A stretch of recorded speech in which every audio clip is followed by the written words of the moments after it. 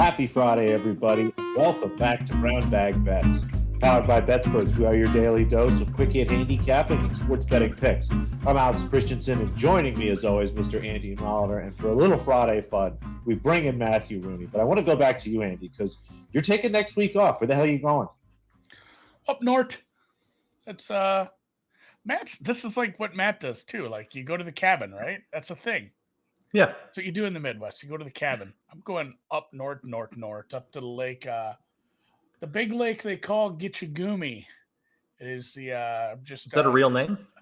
Well, that's what the native name for Lake Superior was. I'm not sure if you've ever heard the song. Gotcha. Okay, Matt. did not know that. Did not know that. They think I've created this long playlist to travel up north. It is just the wreck of the Edmund Fitzgerald on repeat for 6 hours.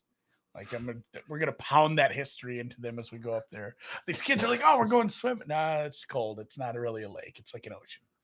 But should be fun. Gonna do a lot of outdoorsy shit and see some lighthouses and what so nots. But it is just a nice decompress in between trips to Vegas and right before the grind of the NFL season, which bleeds into the grind of the college basketball season, which bleeds into the grind of next year's golf season. So it's never-ending grind, guys. Grind, rise and grind. I didn't even have coffee today, and look how grindy I am already. I don't ever all night have in the lab again. But I digress. Yes, I will be gone next week. There'll be a God knows I don't even care. Whoever wants to be on, be on. Just have some brown bag bets. Give out some bets. Degen on some shit. You guys in the chat, show up, support things. Let me know how it went when I get back. I don't know if I'll watch, but nope, gone next week. Someone will be here to give you bets next week. It'll be mostly the giving Matt out and I. Maybe we'll have some friends on. We'll see. I'm going to take Friday off too, so it's just going to be a mess. People will be wagering. Brown bags will be bet. Don't worry about that. There's always something to bet on. That's the beauty of it. Speaking of beauty which, of sports betting. How's the golf going? Yesterday, I had again. I said I had 5, I think, daily matchups. Went 3-2, which pays the bills. I don't lay a ton of juice. I'm not ever gonna play like minus 200. So if I went 3-2 every day for the rest of my life, I would call that a life well lived. And I guess it's the goal again today because I did place 5 again. If you're ever in the BetSperts Golf Discord, you got to see that. It looks like 3 have started. 2 are leading, 1 is trailing by a single stroke. Let's go Russell Henley over Keith Mitchell. I ran that one back, as I often will on Thursdays and Friday. Play the same one again, which makes it awful easy in my tracking sheet. Like, I'm just going to change the date on this.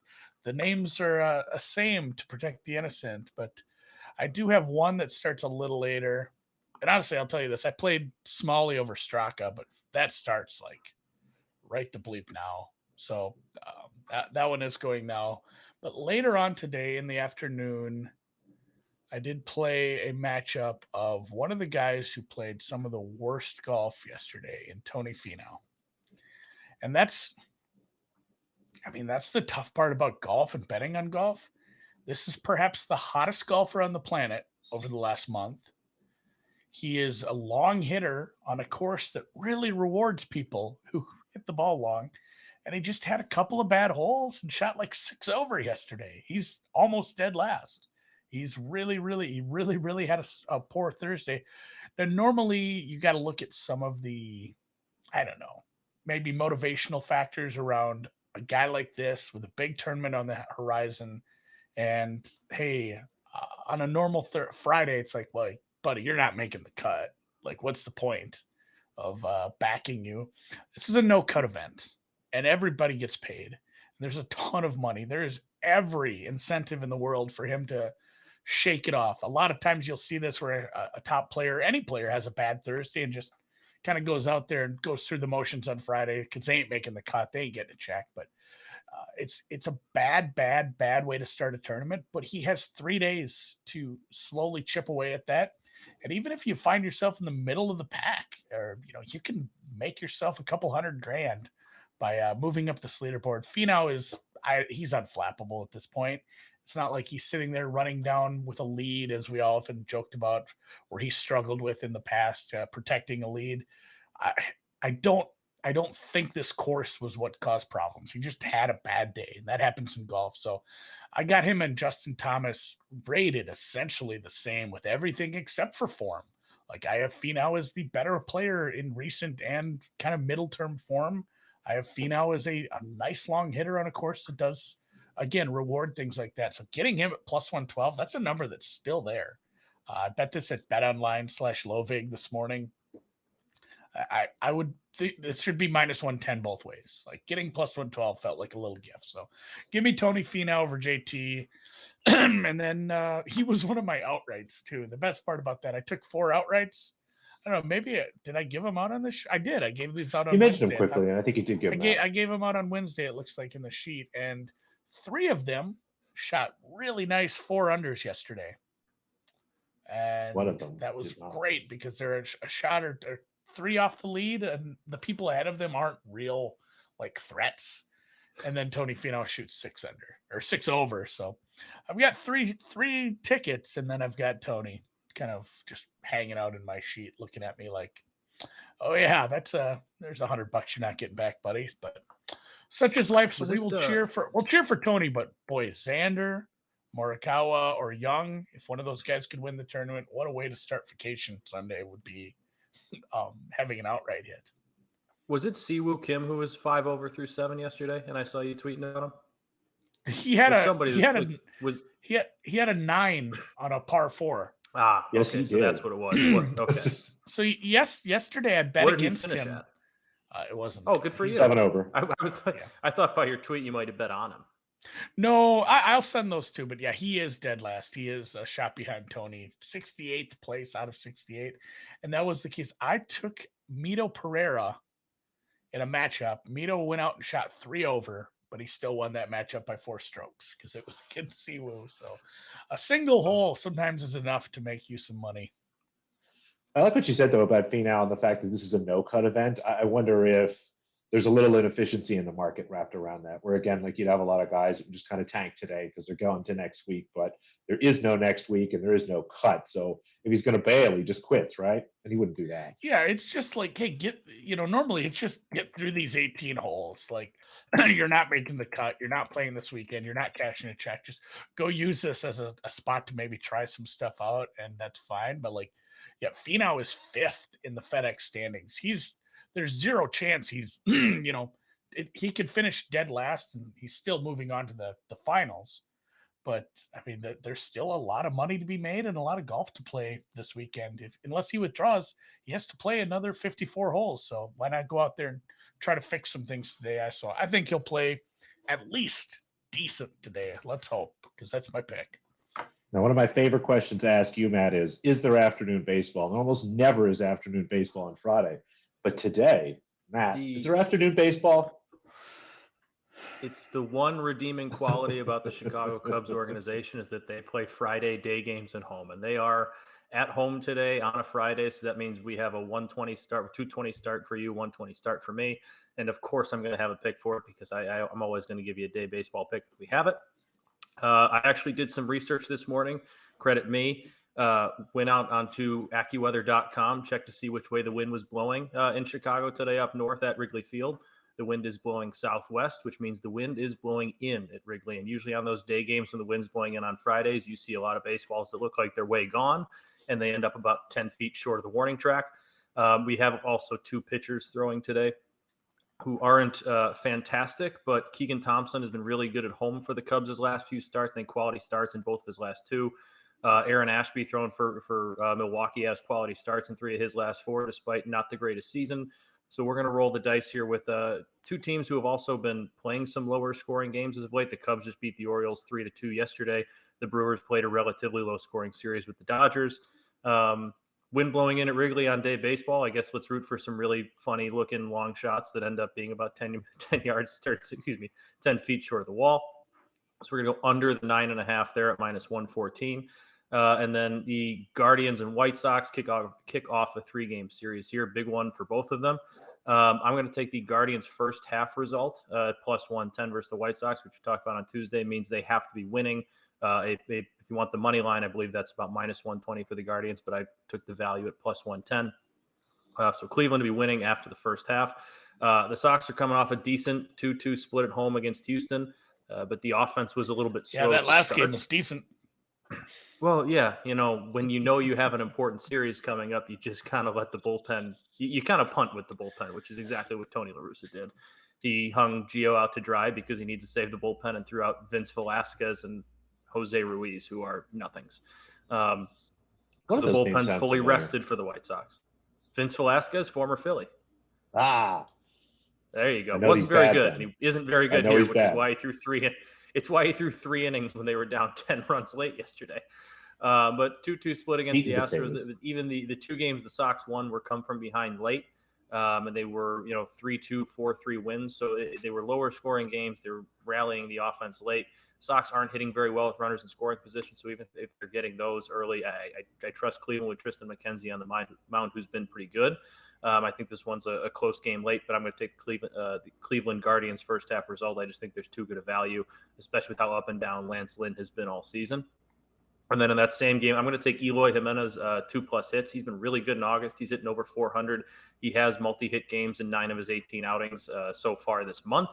And I was at 2 of the games the last series here with Houston, watched his bats pretty closely, and his approach right now is arguably as good as anybody's approach on the White Sox at the plate. Not that that's saying much because their approaches haven't been great all year, but he's seeing pitches. He's seeing a lot of pitches. He hasn't been chasing the sliders low and away. He's been really patient, waiting for his selections, which is why he's hitting 400 or over 400 in the month of August. So plus 230, let's take him 2+ hits. He's hitting third in the lineup, or at least has been the last week or so. So I expect that to still continue. He'll get plenty of chances, and him 2+ hits plus 230. Love the value. I love that. He's kind of like Serrano, can't hit the breaking ball. As long as he lays off Jesus it, though. Christ, can't hit a curveball. I hope it's one of my favorite lines in any movie. I don't have enough time to watch all the movies I say I want to watch, but that's what I'm saying. I hope it rains while I'm on vacation because I am going to watch some damn movies. Still, 1 and 2, they're classics. Still a little anxiety about. I don't get anxiety over anything. I did not log out of Netflix at the last Airbnb I was at. That's tough. I know. Like, are they just? That's some weird are they stuff laughing at what I'm watching? I don't know. They're just looking at my history. Just look at this asshole. You might be able to log out of it from I should. I'm going to try that now. Actually, while you're talking about tennis, because I already bet this stuff because you put it in the sheets, and I actually bet more aggressively than you on the one of these. Maybe you can explain what a ladder is because I laddered this shit. Yeah, down to Sketty City for the final. It's quarterfinal time. Skinny City. Sketty. Oh, Sketty. I don't know. Like because they have that shitty Sketty. Sketty City. And I have noodles in Chile. It's a strange place. Yeah. Also, I kind of hope I'm not going to cheer against your first one, but if it lost because Sabalenka beat the shit out of Zhang, I wouldn't hate that either. I may have a future on her. So, what's cracking down there in the Queen City, Northern Kentucky? Tennis rolls on. 4 matches today. 1 is underway. Madison Keys looks like she's going to put away the first set against Rybakina. Go ahead and grab Rybakina live. I actually played her at a nice number. She actually kind of has a history of letting the first set go when she's down and kind of settling and readjusting herself. I think she has a good chance here to take care of Keys if she can straighten things up a little bit. So I'm looking at like plus 280. Go ahead and sprinkle that live. But for later this afternoon, we will start with Sabalenka Zhang. That's going to be up around 330 and just over 2.5 sets here. I know a lot of times I take the over total games as well as the over 2.5 sets, but this was one of the rare times where I continued to look at it, and I think it's really hard to do the correlation in Sabalenka matches for this, given her ability to lose sets from seemingly nowhere. Should be incredibly far ahead to lose a set and then come back and win the next 2, 6-1, 6-2, something like that. You're looking at a lot of situations where even in 3-set matches, you might actually have some of these totals go under. And if they're 2-set matches, they go way under. So instead of taking over 20.5, over 21, which is just about right where I had it, the 2.5 sets I found plus 165 or better. I found a plus 170. Looks great to me here. Both of these women, again, can be very competitive, know how to take advantage of players and know how to adjust and raise their game really as matches goes on. Zhang a little more clever and more of an aptitude way where she'll find a way to crack into Sabalenka possibly at some point and steal a set, whereas Sabalenka really settles down, turns up the power, starts keeping things inside of lines. It should be a really interesting match and kind of dichotomies of styles a little bit, but give me just the over 2.5 sets there. If you have just the over on the total, that's fine. But the 2.5 sets here look like it was much better to me. And then Kvitova Tomljanovic, and Andy's talking about a ladder. Our buddy Snies loves to call them ladders. He's a big fan of these. You might know it as a stack. But instead of just taking the bet, take a unit or a unit and a half and break it up into little pieces and bet a little bit on the bet and then sell all the way up. So, say, for example, like you were looking at betting an NFL underdog +7. Take some +7, take some +4, take some +3, sprinkle a little money line, stack it all the way down. And in this case, Kvitova Tomljanovic, I'm going to take the first set over 9.5. This was standard juice or better. You poke around, there's some plus money out there. And what Andy's talking about doing is they'll just take the 9.5, take some over 10.5, take some over 12.5. There is no 11.5 in tennis. It's impossible to have 11 games. So don't be confused. It's 9.5, 10.5, 12.5. And again, split it up a little bit. You get some nice prices here. These are two women that really push sets. They're both pretty solid servers. They've been holding a lot. These courts have been really conducive to tiebreakers. I was poking around. I hope to find, yes, there will be a tiebreaker in this match somewhere. Maybe I'll just take tiebreaker first set or something. But all of those are really good looks. And yeah, the first set, 9.5. I think this total probably closes pretty close to 22, which means, again, this first set should be closer to 10, not 9.5 at a fairly cheap price from what I saw earlier. So Zhang Sabalenka over 2.5 sets. So play that at +160 or better. Kvitova Tomljanovic, first set over 9.5 games. Would honestly play that -15 or better. What price would you need for tiebreaker? Yes. +250. Okay. Yeah. I was going to say BetUS has this usually if you click on their props, but the prices are never great. Like I think you're getting about 2-1. So, and then as you mentioned before, Keys did finish double break. First set, won that 8 games, 6-2. I took a little over 20.5. I like It's that. essentially, Rybakina gets to the tiebreaker or wins the second set. So let's go 3 here, or at least get me to a tiebreaker. If you did want some Rybakina, it's like +250 for her. She was +245 right now. She was about -150 to start that match. She was a decent sized favorite. I want to say Keys was about +120. But yeah, all day long Cincinnati, and then head out to Vancouver. And my God, Matt, we make fun of you enough for your homer takes on this one's the not white side. a homer take. This one's actually well thought out. Hear me That's out. true. He's not technically from Indiana. I'm not. I know, but this one's. He's an Irish fan.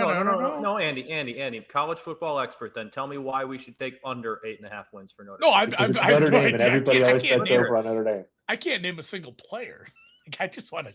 If Notre Dame, I was going to get into this, and we can go to the graphic now. Yeah, I'm saying my college football win total is like Notre Dame over 8.5 wins. If Notre Dame was at 9 or 9.5, I would not touch it. I would not. I was looking for some value because I was interested in this win total. FanDuel has that. Look at the part of the reason why I like it. FanDuel has this at like -140. DraftKings is like -145. I go to Caesars. I found it at -115. I thought that's some really good value for the over 8.5.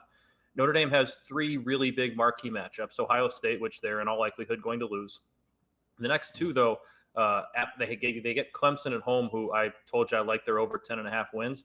It's by far Clemson's biggest game of the year, but last time kind of those 2 teams had a similar matchup at Notre Dame Stadium. Notre Dame did win. The fact that Notre Dame has it at home means that's Clemson's still going to be favored, but it's going to be a winnable game for Notre Dame. And I talked about the other day how I don't buy into the hype train of USC. While I think they're good, I think it's a little bit too early to be buying into them this early. And Notre Dame's 3rd biggest game is at USC to close out the season. The rest of the schedule, not really all that difficult. Stanford's down. They do have to go to Syracuse, I believe, which is always a tricky place to play, but Syracuse isn't very good. North Carolina's kind of in a weird transition stage. They have to go to North Carolina, but Notre Dame's the better team there. Notre Dame returns a lot of starters on the offensive line. They're expected to have a very good offensive line again. Tyler Buckner, who won the quarterback job, it was said as a toss-up, entering the camp as anybody's job, and Notre Dame tweeted a video 2 days into camp how he won the job. So that was always just kind of a stage thing, but he's having a very good camp. The defense returns like 8 or 9 starters / contributors, whatever you want to call them, and brings in Brandon Joseph from Northwestern, who was an all Big Ten, All-American safety the year they went to the Big Ten championship there. So there's a lot of talent. The one place that they're not going to be all that skilled is receiver, which is why they're going to have trouble scoring with teams like Ohio State. But they should be able to run the football this year. They have one of the 2 best tight ends in college football, and Michael Mayer. It's him and Brock Bowers from Georgia.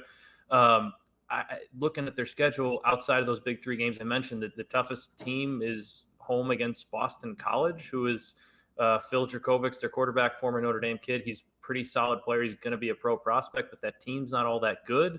Like outside of Ohio State, Clemson, USC, the rest of the games, it's tough for me to see them dropping one. And I know it's a new head coach, and Brian Kelly was very good at beating the teams he should beat. We're not sure what Marcus Freeman's going to do there, but the rest of the coaching staff is pretty similar. Tommy Rees brings pretty much the same offense as Brian Kelly with a few tweaks there. It's a lot of continuity for a program with a brand new head coach, a lot of returning players. And I think that's the one theme I've had in most of my over win totals is returning players, returning contributors. And Notre Dame has a lot of those. So if this is at 9, if FanDuel has the 10+ regular season win prop, would not touch it. But the fact that I found the 8.5 at -115, I like that over. I think they're probably a 9-3 team this year. They're not going to. It's very unlikely they're a playoff contender. But 8-5, or excuse me, 9-3 for the over 8.5. I do like it, that -115 number, close to even. I have them losing at Annapolis. Was no, that's okay. We can bet on that one. We can split money. I will. I think Navy's win total is like 5. Actually, you know what? It is funny. Like of the late season, those are tougher places to play against shitty teams, Carrier Dome and Annapolis, and then Clemson is in there. We'll see if Clemson is elite. That's probably a loss. I want this to come down. I want this to be sweaty. I want them to be Syracuse 8-3 is a sneaky spot with Clemson being the week after, going to the Carrier Dome, coming with Clemson the following week, and you have a new head coach, and I think he's going to be a very good coach. He's already proven he's a very good recruiter. We'll see if he can coach football, but that's a tough spot for kids to not kind of be a look ahead spot. It's probably going to be like a maybe 500 Syracuse team at best.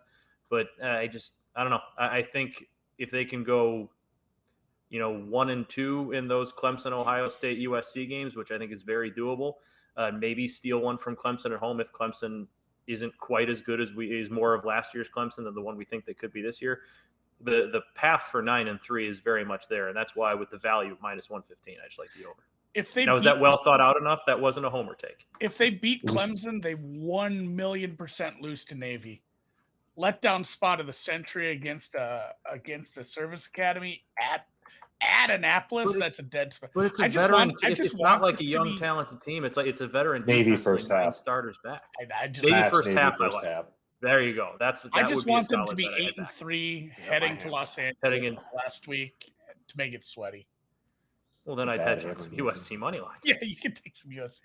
They would be favored for sure, and unless USC just had this wild turnaround. Unless USC just blows us out of the water and exceeds expectations, and every I don't see that happening until next year. But we talked about on Tuesday. I talked about there was Tuesday or last week, Andy, when you weren't here. USC that it was their win total is I think 9.5, and I think it was plus money to take the under, close to plus money. I think they're a 9-3 or 8-4 team, but 9.5. I mean, they got to be pretty much perfect outside of the Utah and the Notre Dame game, which it's a bad defense. It's a okay at best offensive line, and as good as Caleb Williams is, as good as Jordan Addison is, you need offensive line and defense to be pretty perfect outside of those tough games. And I see them slipping up somewhere. Yeah, I haven't heard a smart person say, like USC is going to make a run at the playoffs or wildly over. In the next 5 years, I know a lot of people are bullish on them for like next year, the year after, say like this is a good building. Absolutely. So. But I guess all right, Notre Dame over 8.5. Well, that was you can admit it was well thought out, even though you like to give me crap for being a homer. Yeah, I look forward to my well thought out bets next week on Fenwick and Wesleyan overs. Fenwick those aren't going to be. Fenwick could be tough. Those are going to be hard. Fenwick's coming off a state championship, though, Andy. They are. I do remember that. The shit. Friars are coming off a state title, so we can Big go Fenwick guy. way under the total this year, and we're still happy. I'm still happy as no one. All I don't right. know. I actually, I probably tend to agree, just because, man, Notre Dame's like UNLV, Cal, UNC, BYU is going to be a big one. Navy, like really, They got BYU in Beware Vegas. the It's like that Mormons. Shamrock Series game. That's going to be a tough one because BYU's record might not be great because they have a tough schedule, but that's going to be really tough. It's a tough place to filled play. With, 20. It's actually that's the one in Vegas. If you win one, so it's not a home game for Ohio BYU. State, Clemson, USC. If you win one of those 3 games, you're going over the 8.5. Like that's kind of my thinking, and I do think they beat USC. Impossible, and they could lose all 3 and still go over. It'd be almost impossible to fuck up the rest of the season that bad if you win one of those 3 games against your 3 top opponents. And honestly, they probably can beat USC late, so they might not even need it at that point. Late. So, I just like to keep you honest.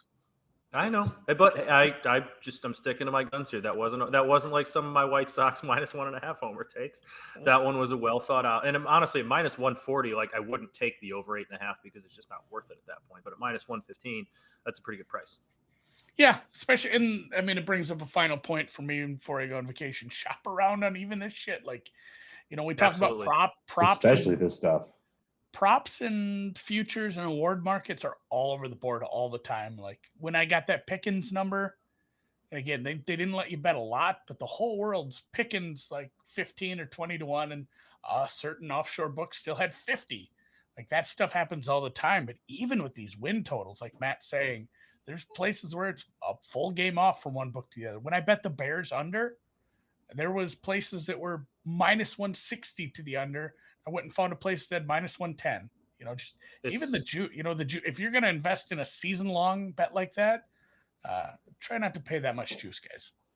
Yeah, do the price shopping. If for whatever reason with the college football ones, I feel like Caesars is usually given the best value on most of them. Not that FanDuel and DraftKings, BetMGM, you'll find the best prices sometimes, but I feel like for whatever reason, Caesars is the one where I've gone to the most and been like, why is that low compared to everywhere else? So that's just a tip. Take a look there. Take a peek. Appreciate you, Matt. Appreciate you, Noops. Appreciate you, producer Dan, the YouTube crowd, the podcast crowd, everybody. It's like this is like a hard goodbye, and it's only for a week. It's not enjoy your goodbye. vacation. We'll miss you. It's not goodbye. It's just see you later. Yeah, no, I'm gonna go have some fun. You guys, like I said, be nice next week while I'm not here. Behave. I won't be able to check it all the time.